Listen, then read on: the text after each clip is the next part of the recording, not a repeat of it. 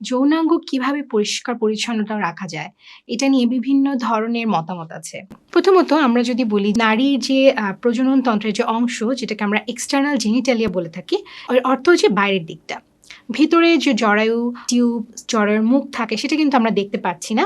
বাইরের দিক থেকে যে অংশগুলো আমরা দেখতে পাই, আমাদের ডাক্তারি ভাষায় এই জায়গাটাকে আমরা বলে থাকি এক্সটার্নাল জেনিটাল এরিয়া। এবং এই জায়গাটাতে যেটা থাকে যে দুই পাশে দুটি পর্দার মতো থাকে, এটাকে আমরা ল্যাবিয়া মেজোরা, মাইনোরা বলি। এবং এই দুটি পর্দার ফাঁক দিয়ে যে ওপেনিংটা সেটা হচ্ছে আমাদের ইন্ট্রয়েটাস অথবা হচ্ছে আমাদের ভ্যাজাইনার যে মুখটা অর্থাৎ ওপেনিং। তো এই জায়গাটা স্বাভাবিক নিয়মে সামনের দিকে প্রস্রাবের রাস্তা এবং পিছনের দিকে আমাদের যে পায়ুপথটা আছে, এই দুটো পথের মাঝে থাকে। এবং এই কারণে দেখা যায় যে নারীদের ক্ষেত্রে প্রস্রাবে ইনফেকশন হওয়ার চান্স কিন্তু অনেক বেশি থাকে। সেই কারণে মাসিকের রাস্তার যে পরিচ্ছন্নতাটা প্রয়োজন সেটা কিন্তু আমাদেরকে খুব সচেতনভাবে মেনটেন করতে হয়। এখন এটা মেনটেন করার জন্য কি করতে হবে? অনেকেই আমার কাছে জানতে চান যে ম্যাডাম আমি কি কোনো ইন্টিমেট ওয়াশ কিনবো কিনা, অথবা আমি আলাদা করে কোনো কিছু ব্যবহার করবো কিনা। আমি আমার পেশেন্টদেরকে সাধারণত পরিচ্ছন্নতা কিভাবে করবে এটা বলার জন্য যেটা সব সময় বলি সেটা হচ্ছে সবচেয়ে বেস্ট জিনিস যেটা দিয়ে আপনি ক্লিন রাখতে পারেন সেটা হচ্ছে পানি। পানি অর্থ একদম প্লেন ওয়াটার, কুসুম গরম পানি আপনি যেটাই বলুন না কেন, এখানে আসলে এগুলো কখনোই ম্যাটার করে না। মূলত আপনি পরিষ্কার পানি দিয়ে জায়গাটা পরিষ্কার করতে হবে আপনাকে।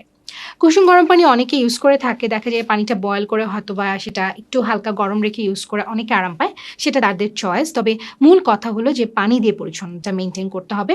আপনি অবশ্যই সাবান ব্যবহার করতে পারেন, আপনি যে কোনো কিছু ইউজ করতে পারেন, তবে মনে রাখতে হবে যে এটা কখনোই আমাদের মাসিকের রাস্তার ভেতরের দিকে যেন না যায়, অর্থাৎ ওই জায়গাটা শুধুমাত্র পানি দিয়ে পরিষ্কার করতে হবে আপনাদের। আল্লাহর প্রদত্ত নিয়মে স্বাভাবিকভাবে আমাদের শরীরের যে অংশগুলো বাইরের দুনিয়ার সাথে কানেক্টেড সেটা কিন্তু এক স্বাভাবিকভাবে একটা ক্লেনজিং মেকানিজম আছে। অর্থাৎ আপনি একটা জিনিস খেয়াল করুন যে আমাদের চোখের ভেতরটা এটা কিন্তু সবসময় একটু ভেজা ভেজা থাকছে, এবং এই পানিগুলো কিন্তু আমাদের চোখের যে ময়লাগুলোকে এক সাইডে দিয়ে দেয়। এবং আমরা দেখেন ঘুম থেকে ওঠার পর আমরা দেখি যে চোখের কোনায় হয়তো কিছু ময়লা জমে আছে। এটা আপনি বা আমি কিন্তু ক্লিন করিনি, এটা খুব স্বাভাবিক নিয়মে আমাদের কর্নারে চলে আসে এবং আমরা এটাকে ক্লিন করে ফেলছি। একইভাবে মাসিকের রাস্তা কিন্তু তার নিজের মতো করে পরিষ্কার হতে চায়। এই যে একটা স্বাভাবিক সিক্রেশন একটা থাকে মাসিকের রাস্তার ভিতর, এর কাজ হচ্ছে জরায়ুর মুখের কাছে অর্থাৎ এই ভ্যাজাইনার ভিতরে যে রোগ জীবাণুগুলোকে থাকে, যেই ধরনের জার্মস থাকে, ব্যাকটেরিয়া যেটাই থাকুক, এটাকে সবসময় একটা ক্লিন করা অর্থাৎ বাইরের দিকে ঠেলে দেওয়া, বের করে দেওয়া। আমরা যেটা ভুল করে থাকি যে এই যে একটা স্বাভাবিক মেকানিজম, এটার মধ্যে আমরা কখনো কখনো হস্তক্ষেপ করে ফেলি। যেমন ধরুন অনেকে আছেন যে তারা পানিতে ডেটল বা স্যাভলন এই জাতীয় অ্যান্টিসেপটিক জিনিস দিয়ে জায়গাটা সবসময় পরিচ্ছন্ন রাখেন এবং তারা মনে করেন যে এটাই হয়তো বা নিয়ম। আমাদের এই মাসিকের রাস্তার ভিতরে দুই ধরনের জীবাণু থাকবে, একটি ভালো একটি খারাপ। অর্থাৎ কিছু জীবাণু থাকে যারা এই মাসিকের রাস্তার ভিতরেই থাকে জায়গাটাকে প্রোটেক্ট করার জন্য, এবং কিছু জীবাণু থাকে যেটার পরিমাণটা বেড়ে গেলে সাদা স্রাবের পরিমাণ বেড়ে যায়। ধরুন আপনি ডেটল বা এই জাতীয় একটি অ্যান্টিসেপটিক ওয়াশ দিয়ে জায়গাটাকে পরিচ্ছন্ন করছেন, এতে কি হবে? এই যে জীবাণুগুলো ছিল সব ক্লিন হয়ে যাবে। আপনি হয়তো ভাবছেন আপনি পরিষ্কার করে ফেলেছেন জায়গাটা, কিন্তু একটা জিনিস দেখুন যে ভালো জীবাণুটা ছিল যে ওই জায়গাটাকে প্রোটেক্ট করতো সেটাও কিন্তু নষ্ট হয়ে যাচ্ছে।